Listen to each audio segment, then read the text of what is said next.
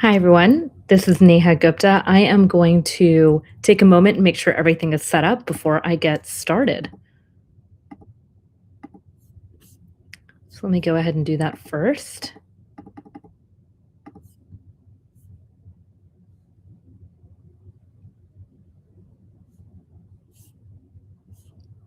All right, looks like we are live on all platforms. If you can hear or see me, please put in the chat yes. That way I know that everything is absolutely working and we are good to go. So, today, what I want to talk about is specifically around the concept of test optional. So, before I get into that, I'm just going to make sure everything is working. It's my first time doing this. And so, I just want to make sure that everything is working properly here. Let's go ahead and see and ensure this is working properly. Let's see. All right. Looks like we are live on Instagram.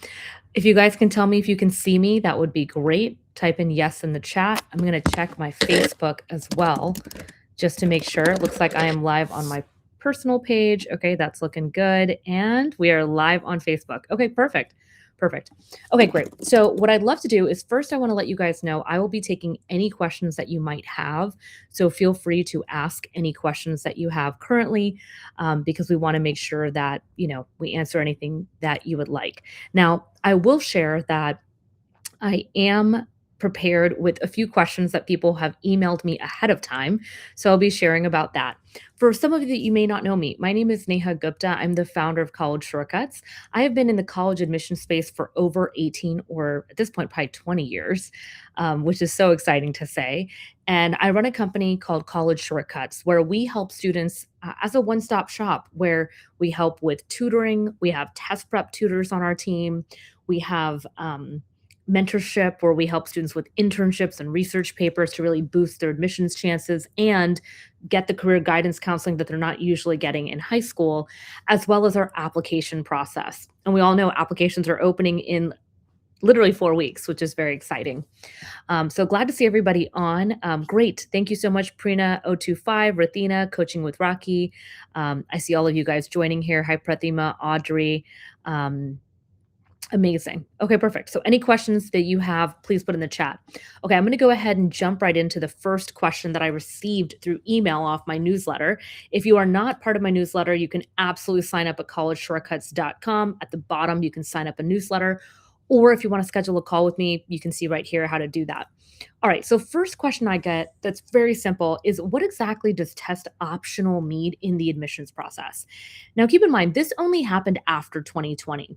And so that's why so many people are a bit confused about what it exactly means. So, what it means is that test optional means you can either choose whether or not to submit your SAT or ACT scores. It does not mean that colleges ignore your test scores.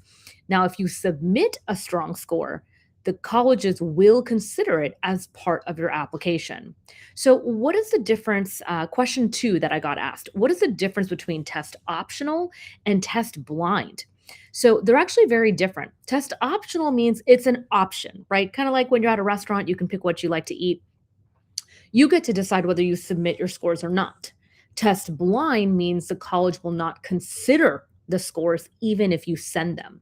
So, understanding this distinction is very critical when you're building your college list. There are many colleges out there that may not require the SAT or ACT, and that works for a lot of people, that aren't really wanting to submit. So, making sure you understand that critical distinction is going to be important. Question three that I got from you guys: are colleges bringing back the SAT and ACT? Yes, yes, yes. If you haven't been reading the news lately in the college admission space in terms of trends, there is a huge trend right now that many of the top schools are bringing it back. Now, you may be wondering, why is that? Well, we're at a point where people can go to test centers. People can rebring their kids to, test prep places and everything. And so colleges are bringing back something that has been around for years and years and years because they use it as a data point in admissions. And the reason why they do that is because every high school is different, right? Private, public, charter, homeschooling. and then different areas. And so sometimes the curriculum can be different. So the SAT or ACT is a way to assist in creating a more streamlined viewpoint on a student's understanding. So while many colleges adopted test optional policies during the pandemic, several highly selective reinstated it, and others continue to review their policies year after year at each admission cycle. Now, at College Shortcuts, we keep track of all of this. So if you're interested in learning more about how we can assist you as experts in the field, please schedule a call at collegeshortcuts.com. You can click in the top corner, you know, get my IV action plan and talk with me specifically so we can really take care of you. Now, it's very important that you check the current policies of every school on your list, and you can find that on their websites. I'm going to pause and take a look and see on Instagram if we've got any questions here. Okay, I see Anita, Deepthi, Johnny. Nice to see you guys. Okay, perfect. You, Chunder. Cool. All right, awesome.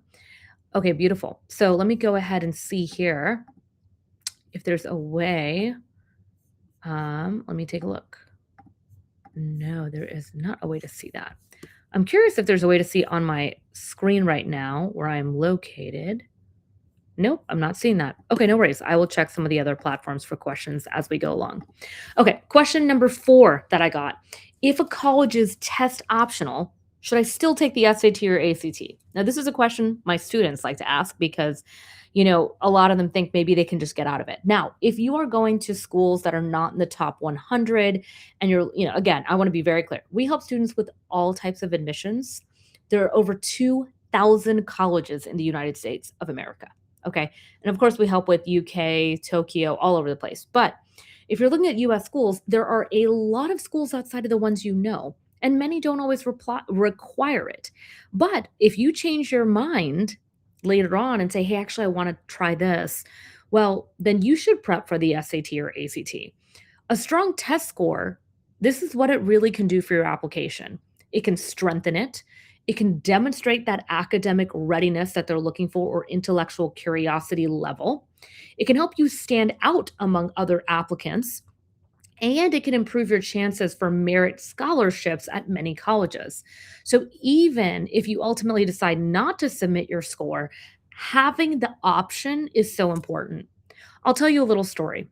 My cousin out of Philadelphia, I don't know if she's watching, but I love her. Anyways, when I was at UPenn doing my master's there, and when I did my master's at UPenn, I would stay with this cousin all the time, and she has 2 teenagers. When I was at UPenn, I was studying everything about curriculum design, working with the admissions team, talking with lots of different people there and professors around what they look for at these types of schools. Well, my cousin called me recently and was like, hey, I think we need to do SAT prep for, my niece.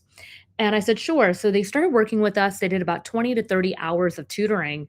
Students scored in the 1500s. And it went from, honestly, she was at a 1250 or so. I really didn't think that it would go that high, but she did the work. And my cousin asked me very clearly, please make sure not to pressure my student, make them feel less than in any capacity. We want them to be happy and great. And I said, absolutely not a problem. Our goal is not to make anyone feel bad. It really is about getting the prep that you need.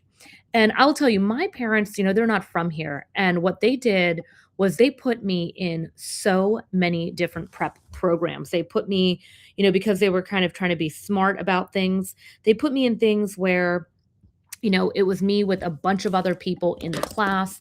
And the tough part about that is they're really playing against the lowest common denominator. So if you are a top student and all of a sudden you're in a class with all of these people, it's really tough because it's it's like you're already knowing the material, but then they're teaching to the lowest common denominator. So you're not really getting the level of unique help that you need, which is why at College Shortcuts, I don't do group tutoring because I've seen over and over, it's not really great for the families that we work with. And so to me, I find that, kind of frustrating. Why would you pay for something when you know it's not going to be the best for your student? And they're spending 3 hours a class, which I don't know the last time any teenager can focus for 3 hours. I mean, unless it's Snapchat or Instagram. Okay. Question number 5. How do I know whether I should submit my SAT or ACT score? This is a question I get every single time on all of our IV action calls. look, there's not one universal cutoff. It's not like, well, I mean, I guess I could say, I mean, if your score is extremely high, like we have students that have 36s on the ACT, 1500s and above on the SAT, then yes, of course, submit. But this is how you do it. You want to compare your score with the college's middle 50% admitted student range. And you need to consider things like your GPA, your course rigor, your intended major, your strength of your extracurricular activities, and the rest of your application. All of these pieces matter. And the right answer may be different and usually is for each college on your list.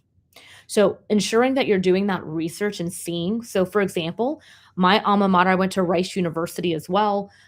Their average scores are between like 1530 and 1580 is typically their range.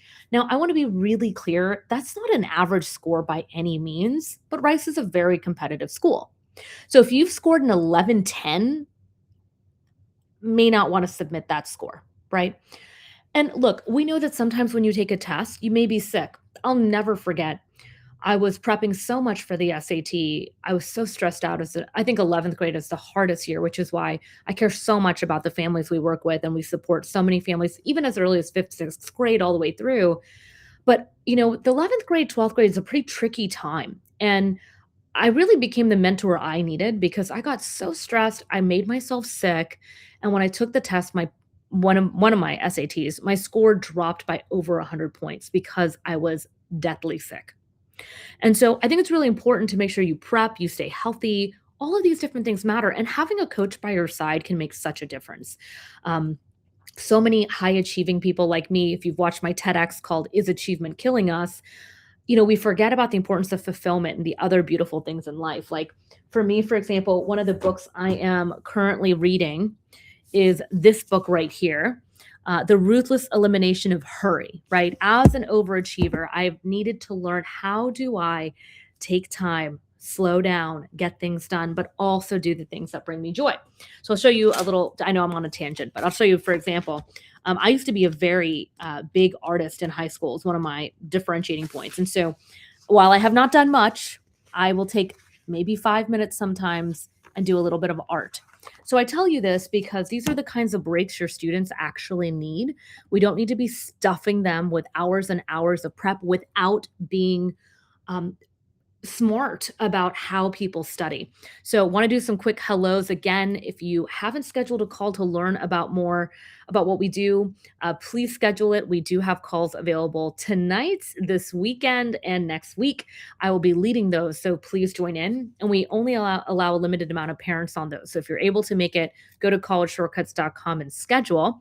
Want to do some quick hellos? Hi, Prabha. Hi, Mega. Hi, Omar. Hi, Pavi Khan. Hi, Sungscrom77. Finisha. Hi, Pedal Pusher. Hi, Anita's Hope Tail Silver Hair. Love the silver hair comment. Jani Gayatri, SCH, Syed Nematullah. Nice to see all of you guys on. Quick hellos there. Okay, beautiful. All right, let's go to my next question. Question number 6 from you guys. Does applying test optional make it easier to get admitted? The answer is no, not really. If you don't submit a test score, colleges often place an even greater emphasis on the following. They're going to look at your transcript, your academic rigor of what courses you selected, the grades you made, when you took your classes. They're going to do heavy emphasis, and they already do, on your essays, how you interview and how you pitch yourself. Yes. Just so you know, a little tidbit, UPenn interviews 80% to 90% of their admits they say yes to. So, yes, showing up nicely, hair, looking good, looking the brand really matters. We teach our students this through all our mock interview prep. In the essays, they're so important, guys. I cannot tell you the amount of seniors that are on my call saying, I have some ideas for my essays. Guys, that's not okay at June 30th. Yes, this is alive. I am not AI. This is real Neha. But essays are crucial in the admissions process. And here's the little thing maybe your student hasn't told you. Those supplemental essays have been available since January, and so has the Common App prompts. So they know the prompts for the last 6 months or 7 months. And what we do at College Shortcuts to really shortcut the process is instead of families and students staring at a blank Google Doc trying to figure out what to do, they work with an expert who has worked in admissions, who understands this process, And what we do is we actually take every prompt, we take a look at all the different ideas they have, we come up with new strategies of building the unique narrative or what we call the hero's journey. And then we build this beautiful hero's arc and story, and we outline for the student everything they should work on. We even give them essays that have gotten into universities, especially in the last year, because we know every year everything keeps changing. So we give them that.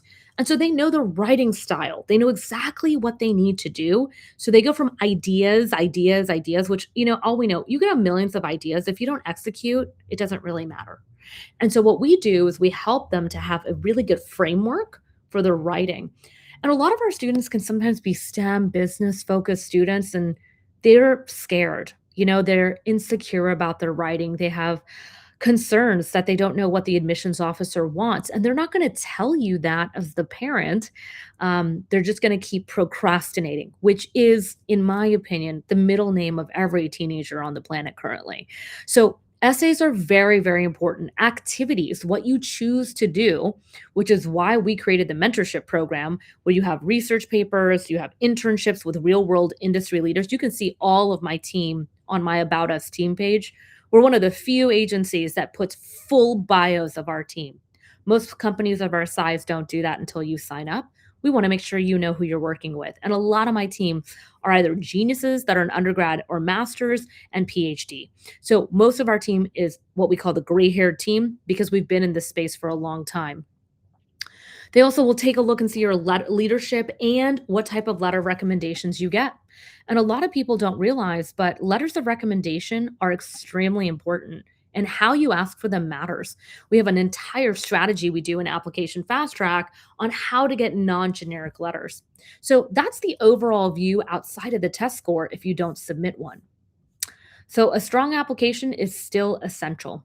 Question number 7 that I received: is a lower SAT score always better than submitting no score? Here's the answer: not necessarily. Again, it is very school dependent. We go through this with all of our students.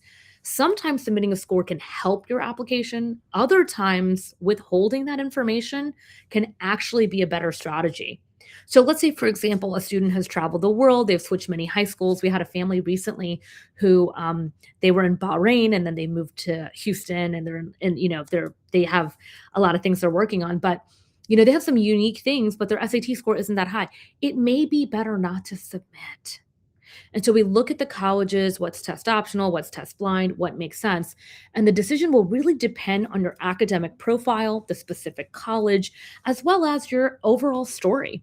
Some families have unbelievable stories. We have families that have gone through really hard things. And so how we share that, not in a sob story, but in a hero's journey arc, what you've learned, what you've reflected, the questions I highly recommend for homework for everybody tonight. Take a look at the essays and the prompts. Just do a simple Google search for the top 50 essay prompts. And I will tell you, for the colleges, they are so reflective of what they expect out of a 17-year-old. And so, what we do is we really help them to do that reflection and find those magical moments. One of my students, his name starts with the letter V. He wants to be a neurosurgeon. Let me reframe that. And he is currently shadowing with surgeons. He actually saw a surgery recently, not neurosurgery, but of someone's wrist. And I asked him, hey, what was that like? And so he was able to kind of put together his thoughts. And I said, okay, let's kind of put these thoughts somewhere. So next year when you apply, we have all of that information because you're in the moment of that experience. And I always ask that question because, being a surgeon is no joke, right? Like, those are crazy hours. It's a lot of work. But also, we've seen students who never, I went to Rice, my friends at Rice Baylor, some people passed out when they saw blood and some other things. Probably a good thing to find out ahead of time before you apply for BSMD, right? So these are the kinds of things we love to see our students doing. Okay, question number 8. And by the way, I'm reading through my questions here. If you have a question, feel free to add it in the chat. Quick hellos. Hi, Prabha. Hi, Mega. Hi, Pedal Pusher. Hi, Kinjal. Hi, Lunaret. Hi, Ash. Hi, Shilpa. Hi, Mahanze. Hi, Tamana. Beautiful. Guys, thank you so much all for joining.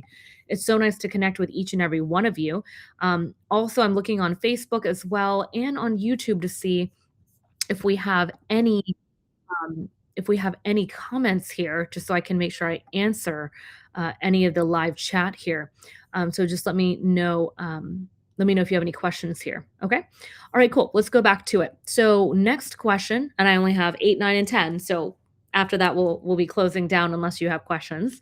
And I will say, if you have particular questions that you want me to answer, add them in the chat. And of course, feel free to schedule a call with us. We do have these amazing group calls that I lead to help you learn and navigate the admissions process. Question number 8: can I submit my SAT score to some colleges but not others? Yes, you absolutely can do that in the Common App. Many students submit scores to some of their colleges while applying test optional to others. You need to make sure that you're checking with your high school that they are not putting your scores or certain PSAT scores all over things. You have to check with them and ensure that you know what kind of documents they're sending out. You should also make the decision on a school by school basis rather than using the same strategy everywhere. The reason I say that, for example, is sometimes students think like the why this college essay, they can just write the same thing and just change the college name. That's the number one way to get rejected. It really is about being nuanced about each school. Question number 9: what are the biggest myths about test optional admissions? Answer: here you go. Some of the biggest misconceptions include the following: test optional means test scores don't matter. That's myth number 1. Number 2: no one submits their score anymore. As somebody who works with a lot of students year after year with our team of 20, we go through thousands of essays, we review hundreds of scores. No, we have a lot of our students submitting their scores because they have great scores after working with our tutor. Okay, third myth: applying test optional automatically improves your chances. No, that's not true. One SAT strategy can work for all colleges. None of these statements are universally true. So please do not assume that these myths that you hear online or other places or on different articles you read, these are myths in the admissions process when it comes to test optional. And here's my last question that I got from you guys. What is the biggest mistake families make with test optional admissions? I'm going to tell you what it is. Number 1, most families wait to do test prep. Type in the chat when you should start test prep. When do you think your students should be studying for the SAT or ACT? I'm curious to hear what you say. I have a specific thought in my mind in order to avoid stress and anxiety, but that's really important to note. I see Luna saying she has a question. Luna, can you please put your question in the comment? That would be awesome. Can you type your question in the comments of Instagram, and I will read it. I think I'm trying to see if there's more questions here. And hi, Rathina, nice to see you. So yeah, if you can ask your questions in the chat now, I will take a look. That would be great. Okay, cool. All right, so let's get into it. What is the biggest mistake? Treating test optional is a simple yes or no decision. The strongest applicants build a strategy based on each college, their academic profile, and then the rest of their application, not just a single rule. And here's what I will tell you. SAT, ACT prep needs to start in 10th grade. It needs to end by 11th grade summer, preferably by July. Why do I say that? If you think about junior year, it's the hardest year of high school. Senior year is hard, but junior year is much harder. So you're going through your subjects, you're doing your classes, maybe you're the leadership of things, of clubs. You have the PSAT that qualifies for national merit. So why not have started that 10th grade spring and summer so you're prepped for the PSAT? It is not a practice, it qualifies for national merit. And then you can take the SAT or ACT again, fall semester of 11th grade, and 1 or 2 times in spring, and then you're done. The biggest mistake I see is that students don't prep properly. They just kind of like lollygag through their junior year. Then they try to get serious. They take it in June. They don't like their score. They're taking it in August, right before senior year, while they're working on college applications. They don't like it again. They didn't give themselves enough runway. And then they have to take it in October up against early decision deadlines. This is the worst strategy that you can do. It's a real big problem. And one of the reasons why I say that is because it's really setting your student up for like not success. Let me see a question here. Let me take a look here. Okay, so we see here Prabha Luna, I don't have your question yet. Okay, I see Rathina. My daughter's going into ninth grade. How do I support her in getting into Ivy League schools? What should we do to start the preparations? I would like to know the complete plan. So I'll do a real quick rundown, and then I'm going to get into Prepa's question, which is a bit more of a like a big picture question about is college worth it? Which I love that question. So thank you for asking it. So, Rithina, let me tell you how it works. Basically, in the process, in ninth grade, what people do with us at College Shortcuts is first you would schedule a call with us. We have a comprehensive mentorship program that can run, depending on how many years you sign up for, from ninth grade all the way through 11th grade. And in those 2 years, if you follow up and work with us, what we do is we build research papers on topics of choices and related to the major interest. We do internships with industry leaders, and we help them for their college applications for the summer applications specifically. So by the time a student is done with us after 2 years, ninth, 10th, and 11th, they may have two research papers. For example, let's say a student's interested in pre med, they wrote a paper on CRISPR and genetic editing, they wrote a paper on the opioid public health crisis.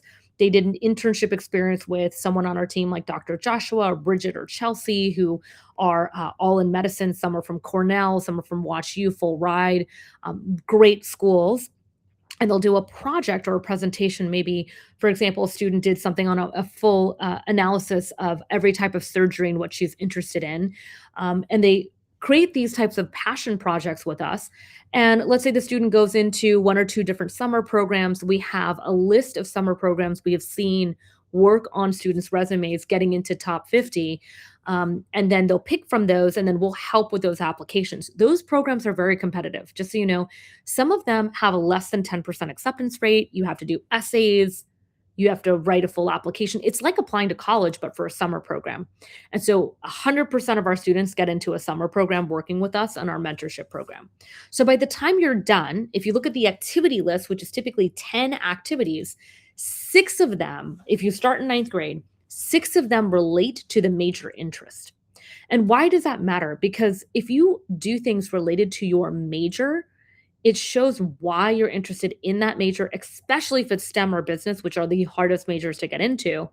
You need to prove why you're interested in it. You can't just say, I did Bio 2 AP, I did econ, all these typical things, they don't care. Millions of kids do that. So our mentorship program helps to build that. Then what happens is around 10th grade, you will sign up for SAT, ACT prep with us. And then 11th grade, January, you would sign up for applications with us. So that is how from ninth through 12th grade, we take care of our families.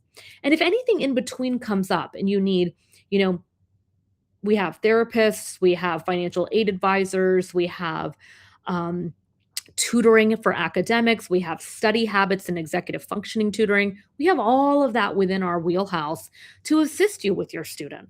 So, those are kind of all the different pieces of where we come in to really help our families. So, Rithina, I hope that answers your question. If it doesn't, please ask again a different one, and I'll definitely help you with that. So, in terms of Prabha's question about is the college tuition worth the investment? Look, when I went to Rice, and I know it's been a little while, you can see my grades, it's been a long time. Um, Rice was half the price. I told my mom the cost of rice and she was shocked.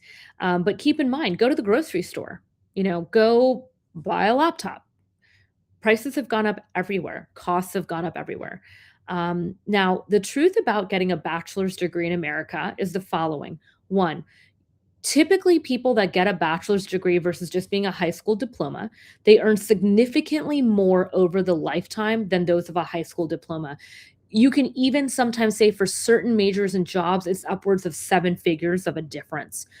Um, People with a bachelor's degree, they typically have a lower unemployment rate, and they have much more greater access to different careers.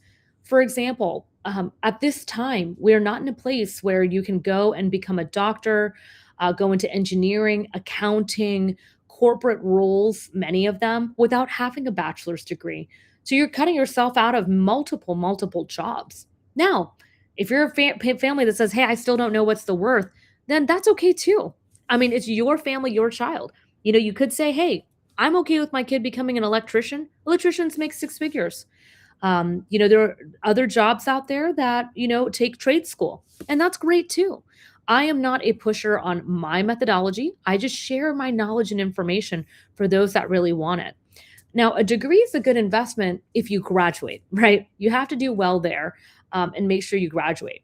Now, right now, in-state costs at universities can range from 25,000 to 80,000, depending on the total cost. At a private school, it can be upwards of 300,000 to 350,000 or more, with you if you don't have financial aid or merit scholarships, which I will say college shortcuts ends up paying for itself because most of our families get between 30,000 to sometimes even a full ride at their schools, which is really awesome. It all boils down to how solid your applications are. Now, the typical majors that produce a very high return, which I'm sure a lot of you guys know, are things like engineering, comp sci, medicine, finance, accounting, data science. And so that's really important.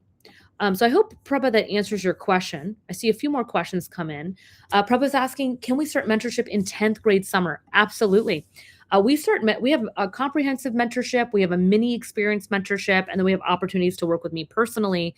I only take 4 students on because I have a team of 20 that take on more students, and I actually go through over 1,000 resumes to pick one consultant on my team.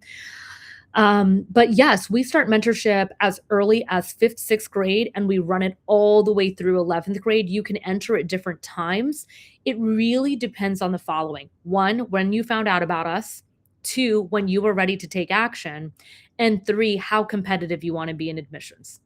So, for example, my 6th or 7th grader, typically they'll have 2 to 3 research papers, 3 to 4 internships, 4 to 5 summer programs, and they have like a very long resume. And they've worked on a lot of different things, or they've built something much larger because they have the time scale, right? Middle schoolers have a lot of time. High schoolers incrementally have less and less time. So, no, it's not a problem, Prabha, if you start in 10th grade. I have families that are about to go into senior year that have nothing on their resume, and they just signed up to do an internship with us to at least have something on why they want to go into business. Yeah, one of the dads we were talking with, Jeff and I just had a meeting about his kid's super into soccer, but then made the decision at the last minute they don't want to go to college for soccer and has done nothing else on their profile.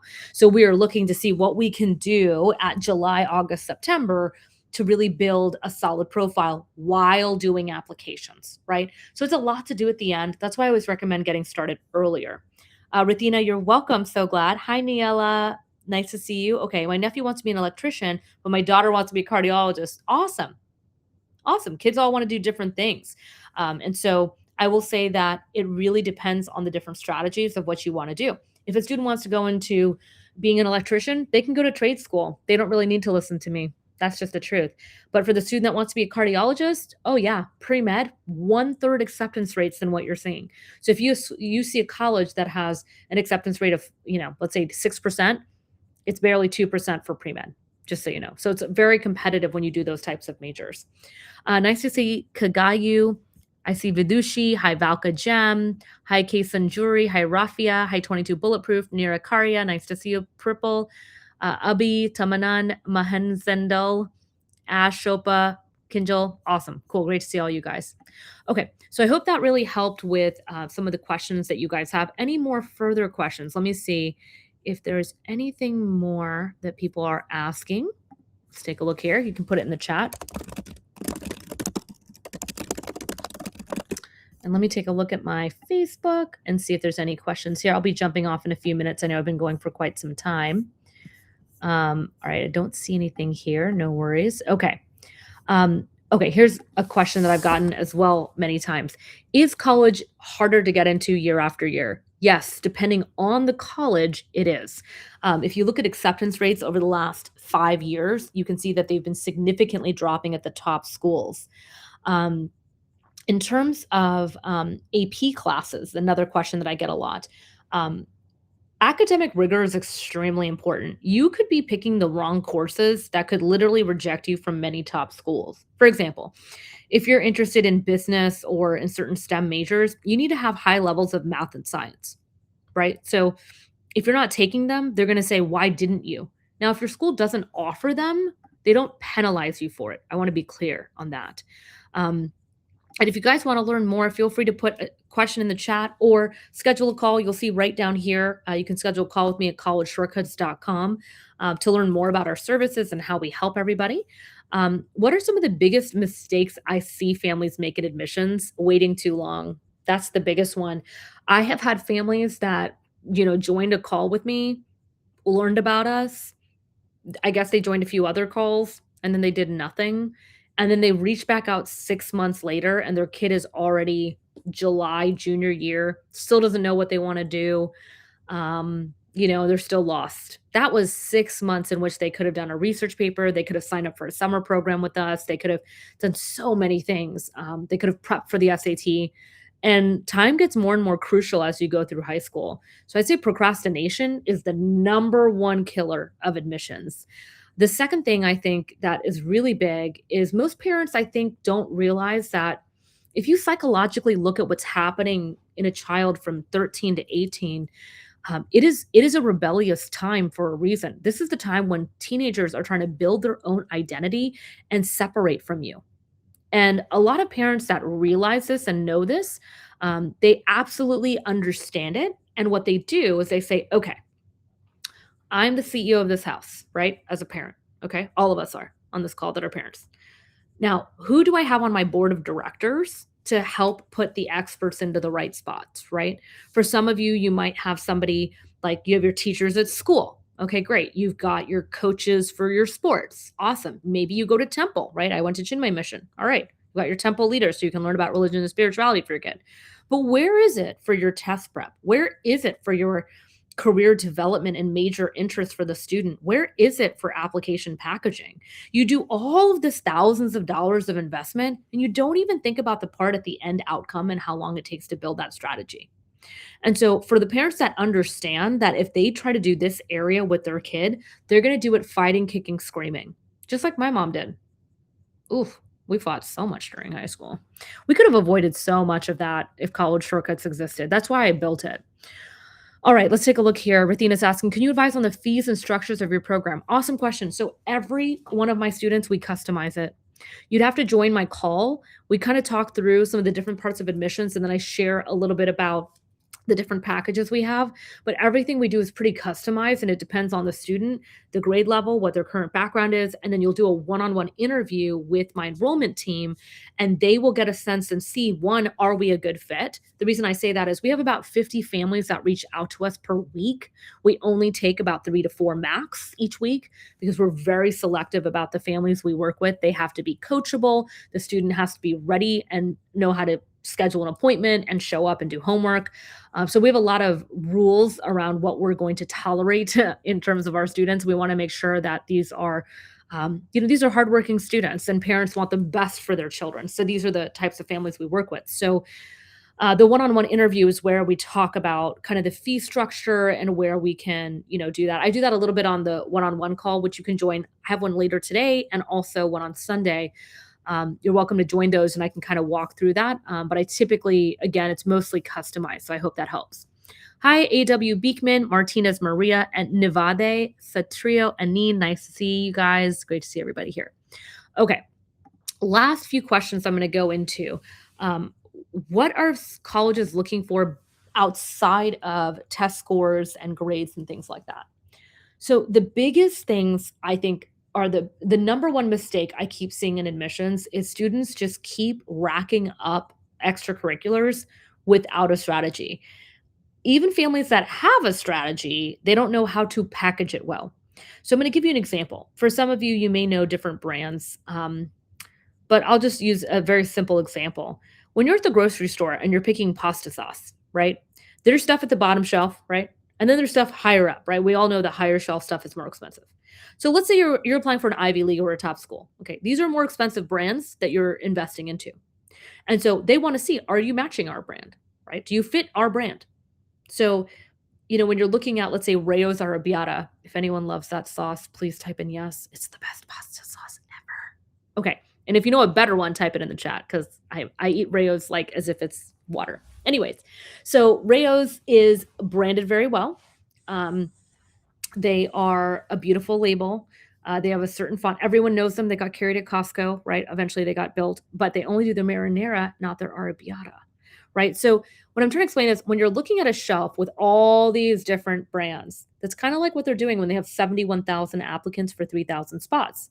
So if you can package yourself well to pop off the shelf and say, I match your brand, here's where we fit, here's my sales pitch, this is why you should accept me, and you do it in less than 3 to 4 minutes of reading, then you get accepted. And that's why we see such a high acceptance rate in our programs because we know how to assist.